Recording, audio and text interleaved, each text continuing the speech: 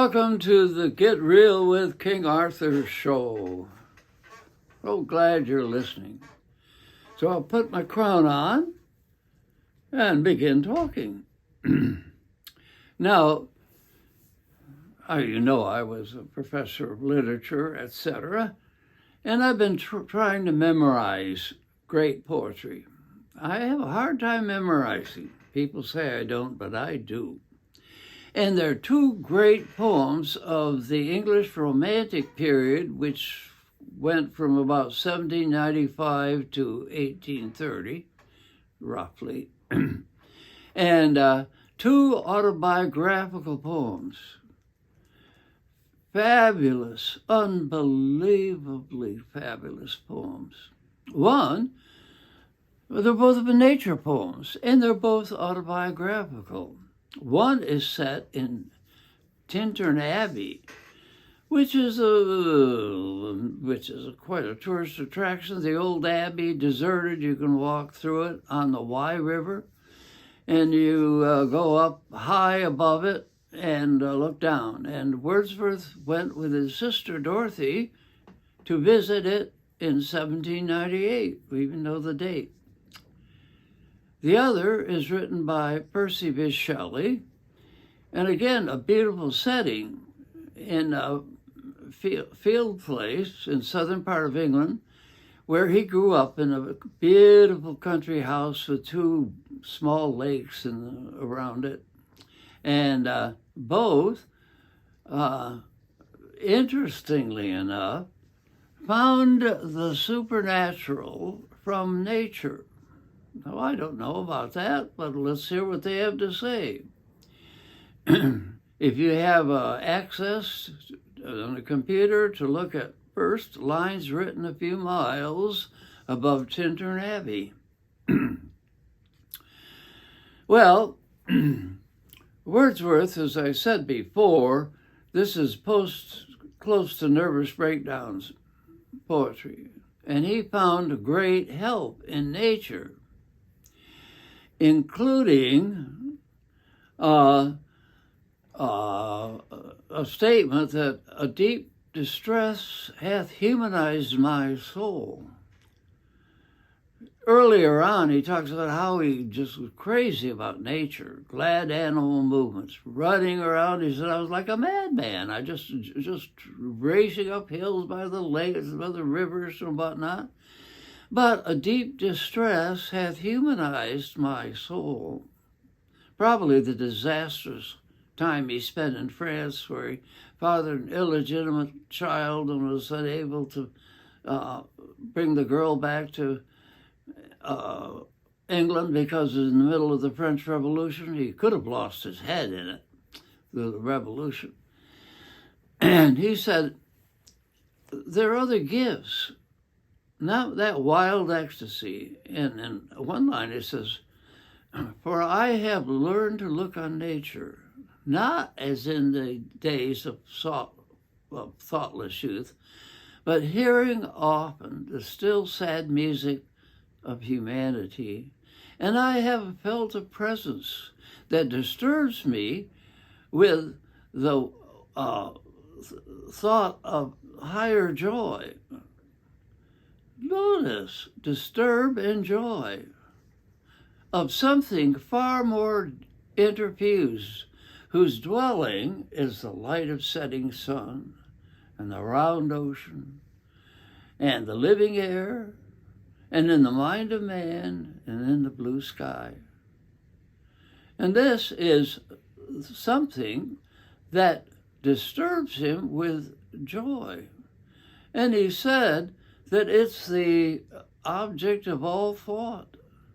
It doesn't name it, and therefore he dedicates himself. Therefore, am I still a lover of nature? Not running around and rowing around Windermere, but he's felt a presence there. Not very theological, is it? But he experiences this presence. Now, Shelley, who was often called an atheist, and yet one of the most spiritual writers in the English language. And although his life wasn't faultless, Lord Byron, who knew him well, said of him, the best man I ever knew. And Byron was a rough critic. Anyway, Shelley accounts as a boy looking for meaning. His sister Helen said, why, when we were kids, he would light some flammable liquid and we would walk through the hallways of Field Place, the house.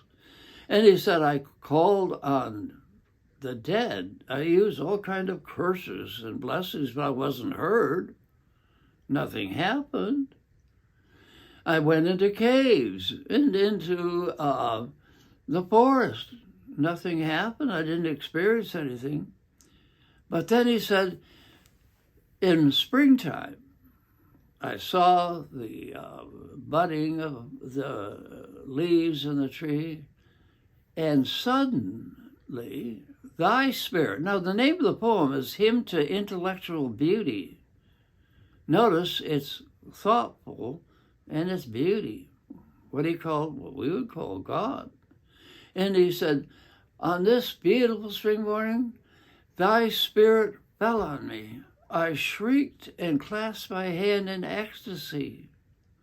He said, I vowed I would dedicate my spirit to you. Have I not kept the vow? He said, I've spent many a night, and nothing has pleased me except that thou, intellectual beauty, would free the world from its dark slavery. Listen, the romantic poets were no sweetie, weedy, tweety things. They were rough and deep. And he said, if only I could hold on to that spirit. And because nothing else separates life from doubt, change, and sorrow. And if that spirit were to remain constant, I would be immortal. And so he says, my life has been dedicated to this spirit. Now notice, neither was theological. Both were experimental. Now it's up to you to make what you take of it.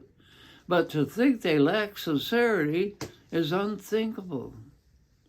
Shelley indeed dedicated his life to reforming the world.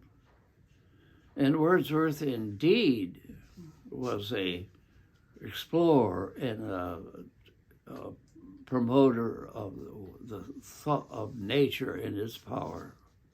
Oh, do read Hymn to Intellectual Beauty by Shelley, and read Lines Written a Few Miles Above Tintern Abbey. Listen, you're at the top. You're at the very top of poetry. You might even memorize them better than I do. Well, I'm ranting and raving, but I'll tell you, when I taught literature, I may not have been the most brilliant teacher, but I didn't lack enthusiasm and excitement. Well, I hope Shelley and Wordsworth light a little excitement in your life. Thanks for listening, friends. Goodbye. Have a good week.